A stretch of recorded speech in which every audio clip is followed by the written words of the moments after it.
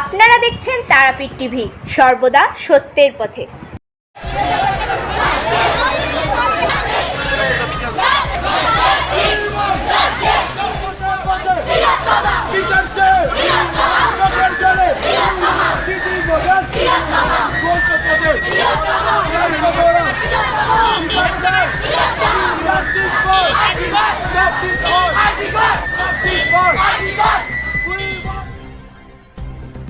কলকাতা আরজিকর হাসপাতালে ইন্টার্ন ছাত্রীকে যেভাবে নৃশংসভাবে খুন করা হয়েছে তারই প্রতিবাদে গর্জে উঠেছে সারা রাজ্য, সারা জেলা, পাশাপাশি গ্রামগঞ্জের সাধারণ মানুষ রাস্তায় নেমে প্রতিবাদ জানিয়েছেন।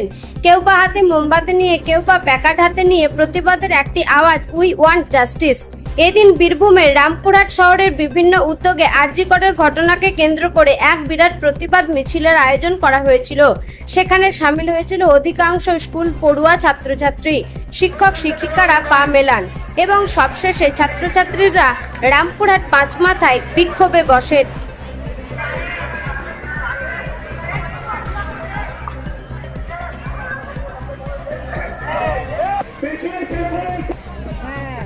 এইটা ঠিক বললো, কে বললো?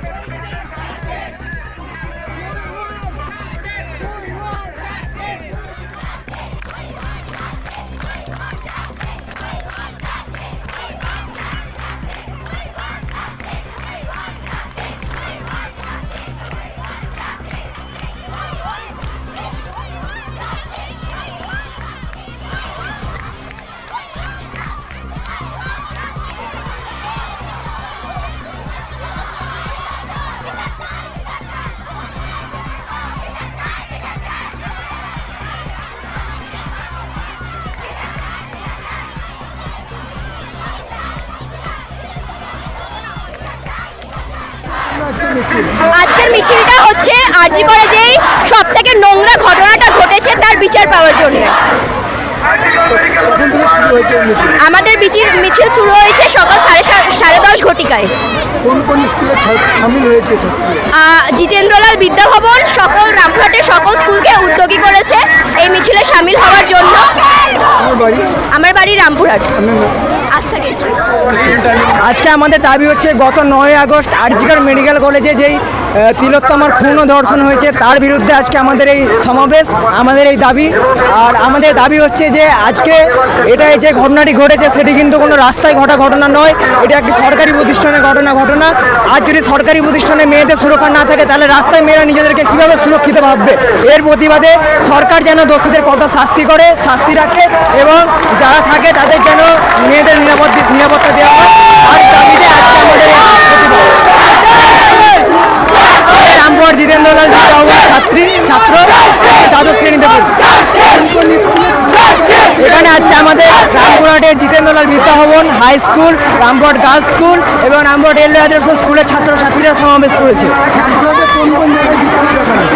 রামপুরহাটের আমরা প্রথমত নিজের স্কুলের সামনে প্রথমে, দ্বিতীয়ত তারপরে কামারবর্তী মোড়ে এবং তৃতীয়ত আমরা রামপুরহাটের সব থেকে মূল ক্ষেত্র পাঁচমাথা মোড়ে আজকে বিক্ষোভ জানাচ্ছি। যাতে প্রশাসন, আমি রামপুরহাট জিতেন্দ্রলাল বিদ্যাভবনের ছাত্র।